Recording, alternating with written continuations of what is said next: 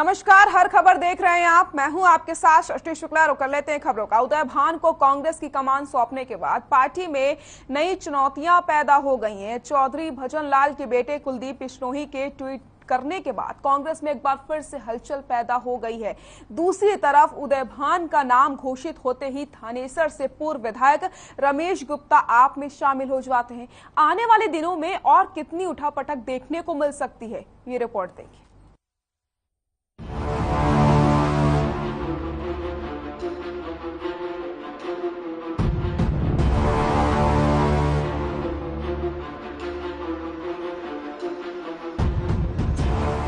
Congress high command ने पंजाब और बाकी के राज्यों की तर्ज पर हरियाणा में भी 4 कार्यकारी अध्यक्षों की नियुक्ति करते हुए सभी सियासी दिग्गज नेताओं में संतुलन साधने का काम किया है। कांग्रेस की पूर्व प्रदेश अध्यक्ष कुमारी सैंजा ने हाई कमान के फैसले का स्वागत किया। साथ ही सभी से कांग्रेस को मजबूत करने के लिए मिलजुल कर काम करने की अपील भी की। प्रदेश अध्यक्ष मुझे बनाया गया, तकरीबन 2.5 साल हो गए हैं। ये फैसला हाईकमान का होता है, तब भी था, आज भी है, और हाईकमांड हमारा इसमें उनका लास्ट वर्ड होता है। और हम सभी लोग, चाहे कभी कोई फैसला हो, इसमें व्यक्तिगत बातों में नहीं जाकर हम एक संगठन का हिस्सा हैं, और जो भी फैसला हाईकमान करता है वो सबको हमेशा हम सबको मान्य होना चाहिए और होता है। मैं नई टीम को, नए अध्यक्ष बने हैं उदय भान जी, और जो कार्यकारी अध्यक्ष हैं 4, उन सब को मैं बधाई भी देती हूं और अपनी शुभकामनाएं भी देती हूं। लोकतंत्र है, लोकतांत्रिक पार्टी है। हर एक कार्यकर्ता का अपना अधिकार है। कोई वो महसूस करता है तो पार्टी नेता से, नेतृत्व से बात कर सकता है। उस ट्वीट में मेरे बारे में तो कोई जिक्र है नहीं, और ना ही मेरी कोई कुलदीप बिश्नोई से किसी प्रकार की लड़ाई है। अब जिस समय की किसी से नाराजगी नहीं है, मेरे से किसी की भी कोई नाराजगी नहीं है, और उनकी कोई बात है तो अपने बात कर लेंगे। हम तो सभी को साथ में लेकर के चलेंगे, सभी को इनवाइट करेंगे, और आप देखेंगे कि कांग्रेस एकजुट होकर के सड़क से लेकर के विधानसभा और संसद तक एकजुट होकर के सारा बूथ लेवल से लेकर के और सारे जो प्रदेश का जो संगठन है वो बहुत मजबूती से बहुत जल्दी ही आपको बनता हुआ देखेंगे। कुमारी सैलजा ने भले ही अपना दर्द छिपा लिया हो, लेकिन उदय भान को हरियाणा कांग्रेस अध्यक्ष बनाने पर विधायक कुलदीप बिश्नोई नाराज हो गए और देर रात ट्वीट करके उन्होंने अपना दर्द बयां कर ही दिया। कुलदीप बिश्नोई ने लिखा, साथियों, आप सबके संदेश सोशल मीडिया पर पढ़ रहा हूँ। आपका अपार प्यार देखकर मैं अत्यंत भावुक हूँ। आपकी तरह गुस्सा मुझे भी बहुत है, लेकिन मेरी सबसे प्रार्थना है कि जब तक मैं राहुल जी से जवाब ना मांगूं, हमें कोई कदम नहीं उठाना। अगर मेरे प्रति आपके मन में स्नेह है तो संयम रखें। चर्चा है कि उन्हें विधानसभा चुनाव में कोई बड़ी जिम्मेदारी सौंपी जाएगी। वैसे तब तक धैर्य रखेंगे या इससे पहले ही कहीं और उड़ान भर लेंगे, कोई कह नहीं सकता। उधर बीजेपी को एक बार फिर कांग्रेस की हालत पर तंज कसने का मौका मिल गया तो वो पीछे क्यों रहने वाली थी। कांग्रेस को प्रदेश अध्यक्षों की टीम मिली है और अलग अलग क्षेत्र से अलग अलग जातियों को साधने की कोशिश की है। मैं इन सबको, जो नए नए अपॉइंटेड अध्यक्ष हैं, इन सबको बधाई देता हूं और आशा रखता हूं कि हरियाणा की जनता की सेवा करेंगे और अपनी पार्टी की नीतियों का प्रचार प्रसार करेंगे। उदय भान के प्रदेश कांग्रेस अध्यक्ष बनने के बाद एक बात तो बिल्कुल साफ है कि पूर्व मुख्यमंत्री और नेता प्रतिपक्ष भूपेंद्र सिंह हुड्डा ने कांग्रेस के अंदर जंग जीत ली है, लेकिन इसके साथ ही सन 2024 में हरियाणा को जिताने की जिम्मेदारी भी उनके कंधों पर आ गई। अब सबसे पहले प्रदेश कांग्रेस संगठन बनाने की जरूरत है, जो कि कई साल से नहीं बना। फिर गुटबाजी पर कैसे नियंत्रण पाया जाएगा। इसके बाद युवा और वरिष्ठ कांग्रेसियों में तालमेल बनाने की बात भी आती है। अब चाहे कुछ भी हो, कांग्रेस हाईकमान ने जो भरोसा जताया है, अब उस पर खरे उतरने की चुनौती पूर्व मुख्यमंत्री भूपेंद्र हुड्डा के सामने है। ब्यूरो रिपोर्ट, हर खबर।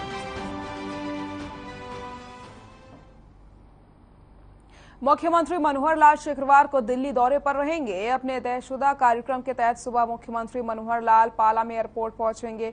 उसके बाद सीएम मनोहर लाल किले में संग्रहालय का दौरा करेंगे। ग्राफिक्स के जरिए आपको सीएम के पूरे कार्यक्रम से रूबरू भी करवा देते हैं।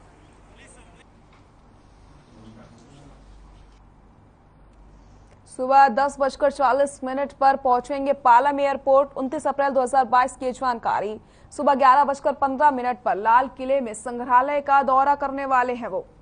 शाम 5:30 बजे गुरुग्राम में RWA कॉन्क्लेव का करेंगे समापन। सुबह 9:20 पर विज्ञान भवन में आयोजित मुख्यमंत्रियों मुख्य न्यायाधीशों के सम्मेलन में होंगे शामिल। 30 अप्रैल की ये बात आपको हमने बताई। से है जहां 36 बिरादरी के नेता उप मुख्यमंत्री दुष्यंत चौटाला को पुहाना की अनाज मंडी में दावते इफ्तार दी गई। हजारों रोजेदारों ने समय पर रोजा इफ्तारी की। वहीं डिप्टी सीएम दुष्यंत चौटाला ने कहा कि मेवात जिले में जल्द ही विश्व स्तरीय आर्ट यूनिवर्सिटी बनाई जाएगी। जमीन उपलब्ध होते ही इस दिशा में सरकार तेजी से कदम बढ़ाएगी। साथ ही साथ उन्होंने कहा कि रमजान के महीने में अमन और शांति बनी रहे। आने वाले ईद उल फितर के लिए मुस्लिम समुदाय के लोगों को बधाई भी दी।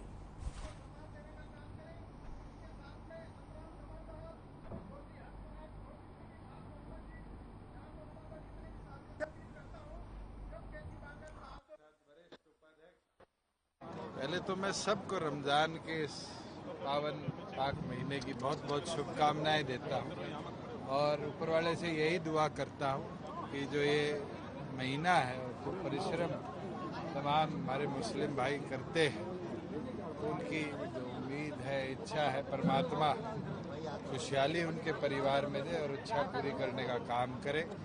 और हमारे तो इस पावन महीने में दावत इफ्तियार देना मैं मानता हूँ बहुत नेक काम है। और चौधरी देवीलाल जी के समय से लेकर आज तक निरंतर दावत इफ्तियार मेवात के लोगों के साथ हम मनाते रहे हैं।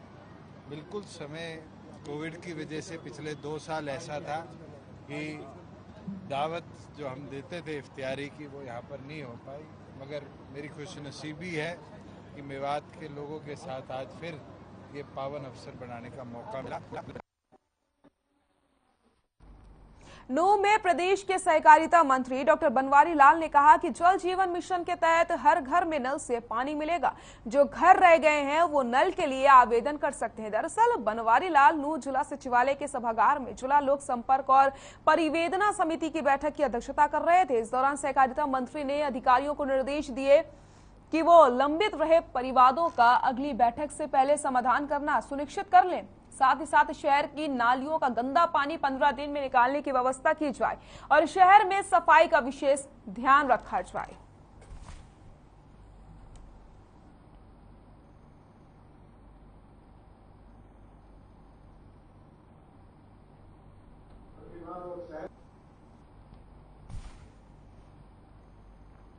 महेंद्रगढ़ में प्रशासन की ओर से हटाए गए खोखों के विरोध में चल रहे धरना प्रदर्शन को समर्थन देने पूर्व मुख्यमंत्री ओम प्रकाश चौटाला पहुंचे। आपको बताते चले 31 मार्च को जेसीबी से 29 खोखों यानी अस्थायी दुकानों को हटाया गया था।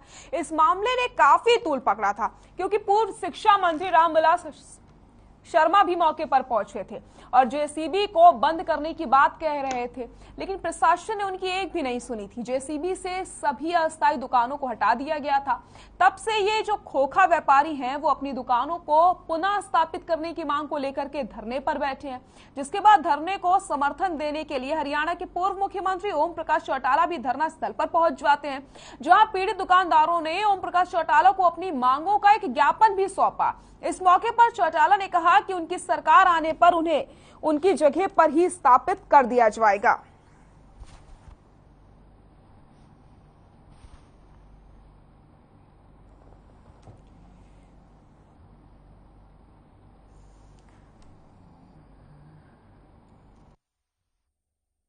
जिनको नोटिस दिया गया नहीं तोड़ेगी उनको भी साथ रखो। साथ है जी, साथ है। और स्वास्थ्य को चिंता करने की जरूरत नहीं। राज बना लो, सारे फोटो काट दो, मौज बनाओ। रात जब कटेगी जब तुम सारे इकट्ठे होकर के वोट से कटे। तो जी जब तक सरकार की रान कटेगी तो हमारे परिवार की रान कटेगी। मर जाएगा जी। जब तक सरकार जाएगी तब तक तो हमारे परिवार ही चले जाएंगे। सरकार तो वो होती है जो लोगों के हितों की रक्षा करती है। ये सरकार नहीं है, ये तो लुटेरों का एक गिरोह है। इन्हें तो पैसा लूट के खाना है, उन्हें लोगों से कोई सरोकार नहीं, कोई प्यार नहीं। इसलिए आपका एक ही काम है, संगठन को मजबूत बनाओ, इस सरकार को बदलो, और जब ये सरकार आपकी आएगी तो हम आपकी सारा नुकसान भी कवर कराएंगे और जिन लोगों ने नुकसान किया उनको सजा देंगे।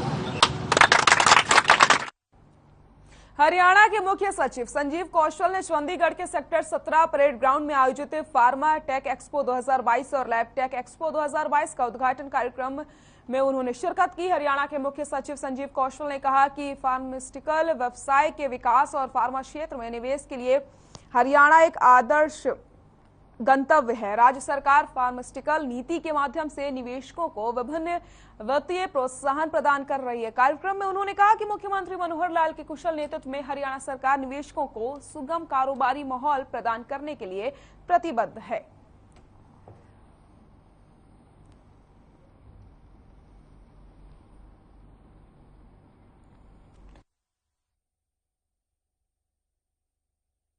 बहुत अच्छा लगा। फार्मा टेक और लैब टेक के आज एक्सपो का शुरुआत हुई है। 28 से शुरू होनी थी जो आपको मालूम ही है, और 11,000 स्क्वायर मीटर्स के क्षेत्र में ये लगाई गई है और इसमें 200 से भी अधिक एग्जिबिटर्स हैं।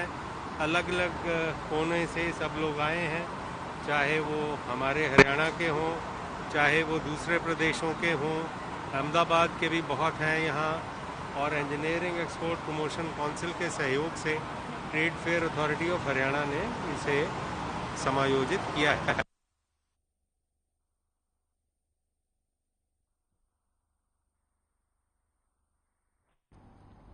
खबर होडल से है, जहां गांव सुंदरनगर में एक नाबालिग लड़की के साथ छेड़छाड़ किए जाने का मामला सामने आया। आपको बताते चले कि युवती के साथ छेड़छाड़ करने वाले युवक के खिलाफ युवती के माता-पिता ने महिला थाना पलवल में शिकायत दर्ज करने के लिए वो पहुंचे, लेकिन थाने में आरोपी के खिलाफ मामला दर्ज नहीं किया गया, जिसको लेकर के पीड़ित परिवार छात्रा के साथ होडल के डीएसपी सज्जन सिंह से मिले और शिकायत की, जिसके बाद डीएसपी सज्जन सिंह ने महिला थाना को फोन करके पीड़ितों की शिकायत पर कार्रवाई करने को कहा है।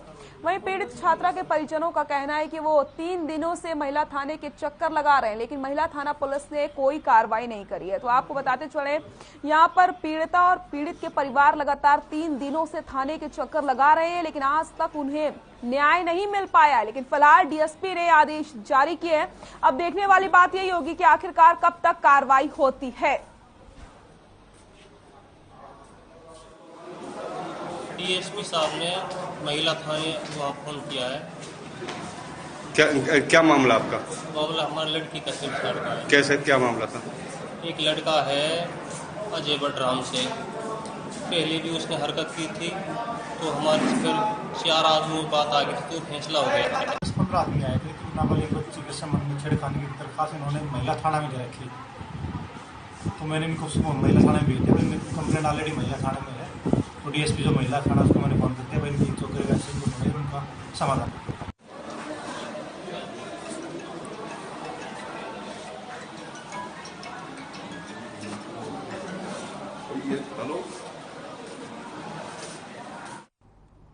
चरखी दादरी के इंडोल गांव के लोगों ने सरकारी स्कूल में ताला जड़ दिया है और प्रशासन के खिलाफ जमकर नारेबाजी करी है। दरअसल उनका कहना है कि गांव के सरकारी स्कूल में गणित टीचर की नियुक्ति नहीं होने से बच्चों की पढ़ाई प्रभावित हो रही है, जिस पर प्रशासन की ओर से कोई ध्यान नहीं दिया जाता। वहीं सूचना मिलने पर बौंदकला थाना प्रभारी राजवीर सिंह मौके पर पहुंचे। ग्रामीणों की समस्या के बारे में उन्होंने जानकारी ली है। तो चरखी दादरी में सरकारी स्कूल में ताला जड़ दिया गया है, क्योंकि यहां पर लगातार बच्चों को परेशानी हो रही थी।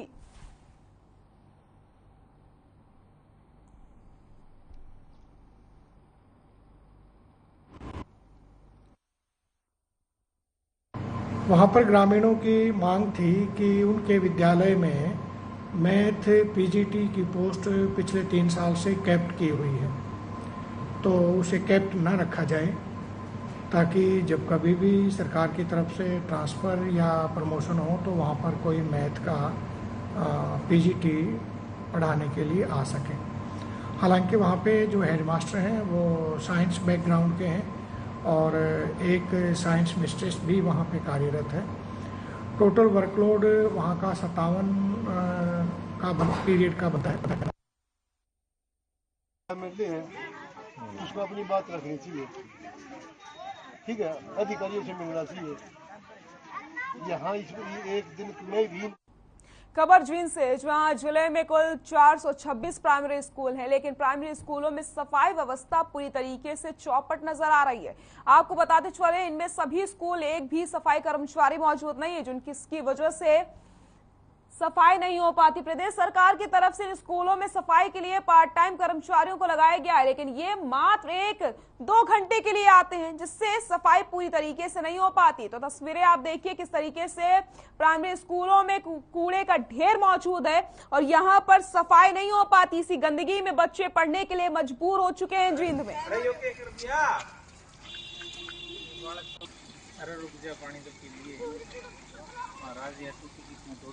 जो स्कूलों की बात आपने की है, कुल स्कूल 751 है, जिसमें प्राइमरी स्कूल 426 हैं और मिडिल 110 हैं। प्राइमरी स्कूल में कोई सेंशन पोस्ट नहीं होती, पार्ट टाइम पर लगाए जाते हैं और वो जब रेगुलर हो जाते हैं तो उनको सीनियर सेकेंडरी हाई स्कूल में भेज दिया जाता है। तो पार्ट टाइम ही मतलब वहाँ पर सफाई का काम करते हैं प्राइमरी स्कूल है। अभी स्कूलों में सफाई को लेकर काफ़ी बड़ी दिक्कतें हैं, क्योंकि काफ़ी सारे स्कूलों में, लार्ज स्कूलों में सफाई कर्मचारी हैं ही नहीं। पोस्ट हैं तो वहाँ भी पोस्ट वैकेंट हैं। स्कूल अपने दम पे या स्कूल टीचर ये एक वाजिब सवाल है और इसका जहाँ तक मेरा आइडिया, सरकार को इस बात का बिल्कुल सुध लेनी चाहिए, अधिकारियों को इस बात की सुध लेनी चाहिए कि हम अपने घर में भी इतने अच्छे साफ सफाई से रहते हैं, तो ये छोटे बच्चे हैं, इनकी तो बहुत साफ सफाई की जरूरत होती है। सफाई कर्मचारी कोई भी नहीं है। तो सफाई कैसे होती है स्कूल में? ये सारे बच्चे से बच्चे जो मिड डे मील वाले इनसे करवाते हैं, सफाई इनसे करवाते हैं। नहीं, सफाई तो होती नहीं, क्योंकि वहाँ हमने देखा है कूड़े के ढेर लगे हुए हैं। फिर सफाई सुबह कर दिया, शाम ने सारा दिन तो फिर करेंगे बच्चे। जैसे ही मौसम ने करवट बदली और गर्मी का मौसम शुरू हुआ, वैसे ही अंबाला में बिजली कटों की समस्या ने अपना विकराल रूप धारण कर लिया है। बिजली कटने से व्यापार करने वाले लोगों को काफी नुकसान हो रहा है, क्योंकि लाइट के कारण उनका फ्रिज में रखा हुआ सामान खराब हो जाता है। हालांकि लोग इन्वर्टर भी चला रहे हैं, लेकिन वो भी चार्ज न होने के कारण फेल हो जाते हैं। दूसरी ओर जनरेटर व्यापारी वर्ग भी परेशान है, क्योंकि डीजल लगातार महंगा होता चला जा रहा है। अप्रैल के महीने में बढ़ती गर्मी से लोगों का जीना मुहाल हो चुका है। दूसरी तरफ बिजली के कट ने लोगों की मुसीबतों को और ज्यादा दोगुना कर दिया है।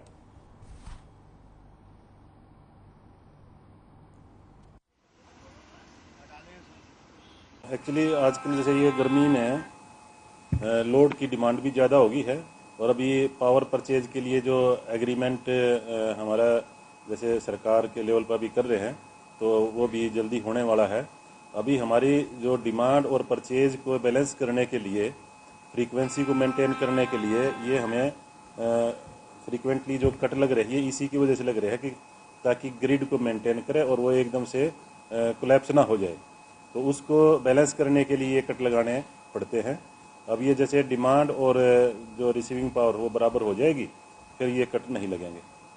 तो सर इसमें सभी पे मतलब एक कट लगाए जा रहे हैं, एक बैलेंस सा करके।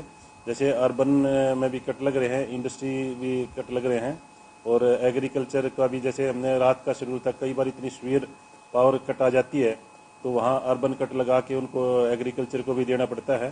पिछली तकरीबन कोई 22-23 दिन से बहुत ज़्यादा परेशानी का हमें सामना उठाना पड़ रहा है। हमारा ठंडे का काम है और सारा अंदर मैन्युफैक्चरिंग का काम है, जिसके लिए लाइट हमेशा हमें चाहिए होती है।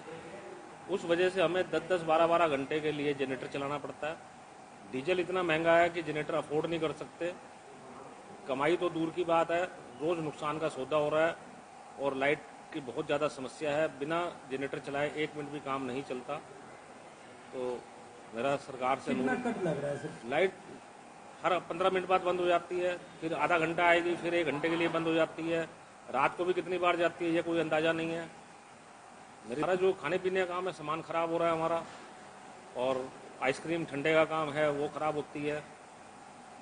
कोई सुनवाई नहीं है, कोई कुछ नहीं बताता। कभी कहते हैं केबल चेंज कर रहे हैं, कभी कहते हैं ओवरलोड है, ये कुछ नहीं पता क्या। खबर नागल चौधरी से, जहां कुछ दबंगों ने गरीब परिवार के आशियानों को तोड़ दिया। वहीं घटना के बाद पीड़ित परिवार न्याय के लिए दर दर की ठोकरें खा रहा है।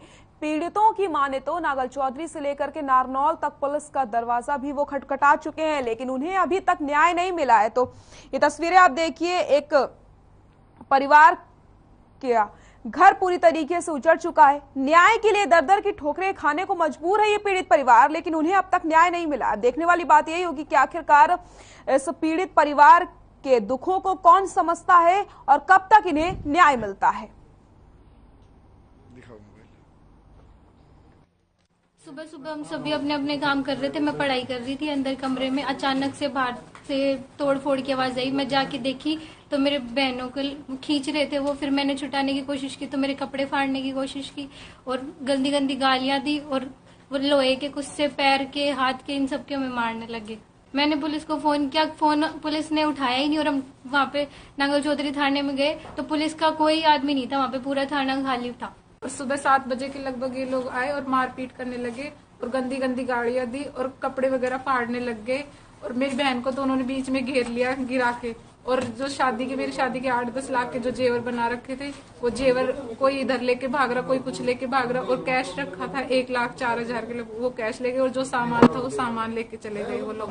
भाई इनका आपसी जमीनी विवाद काफी दिनों से चलता आ रहा है, क्योंकि कुछ दिन पहले एसआई सुरेश कुमार द्वारा निवारक कार्रवाई की गई थी, और आज भी एक तरफ से दरखास्त आई हुई है, दोनों तरफ से MLR आई है, जिनकी जांच जारी है।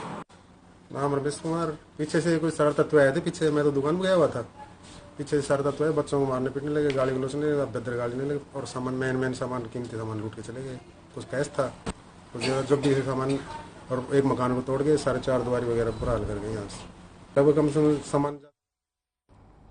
महेंद्रगढ़ रोड पर स्थित नारनौल के पंचायत भवन के सामने एक्सिस बैंक के ATM बूथ में घुसकर बदमाशों ने मशीन को उखाड़ ले गए।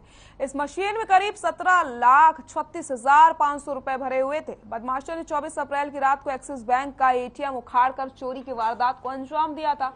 सूचना मिलते ही पुलिस मौके पर पहुंची, मामले की जांच शुरू कर दी गई। बैंक के मैनेजर देवेंद्र कुमार की शिकायत के आधार पर पुलिस ने मामला दर्ज किया। जिला पुलिस अधीक्षक विक्रांत भूषण ने मामले को गंभीरता से लेते हुए बदमाशों को पकड़ने के लिए टीम बनाई, जल्द से जल्द पकड़ने के निर्देश भी जारी किए।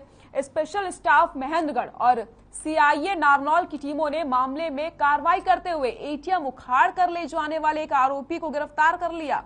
पुलिस जांच में सामने आया है कि आरोपी पहले से भी करीब 2.5 दर्जन मामले दर्ज हैं, जिसमें हत्या का प्रयास, ATM चोरी और अन्य वारदातें भी शामिल हैं। तो ATM उखाड़ने वाला आरोपी पुलिस की गिरफ्त में एक बड़ी सफलता यहां पर हाथ लगी है।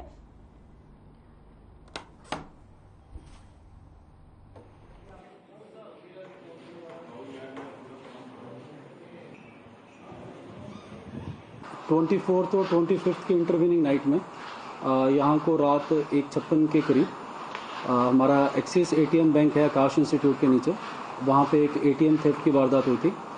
तकरीबन 17,35,000 रुपये उसमें चोरी हुए थे। वारदात के बाद सिटी नारनौल थाने में मुकदमा दर्ज करके हमने CIA Narnaul, special staff Mahendragarh, SHO city Narnaul और DSP की अध्यक्षता में टीम बनाई। हमने कांस्टेंट मॉनिटरिंग की टीम की।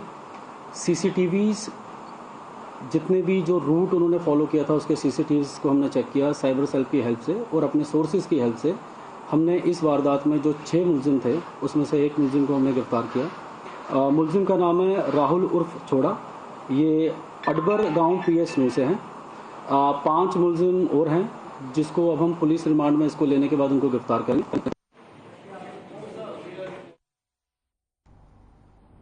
बुलेटिन में फिलहाल के लिए इतना ही। देखते रहिए हर खबर। नमस्कार।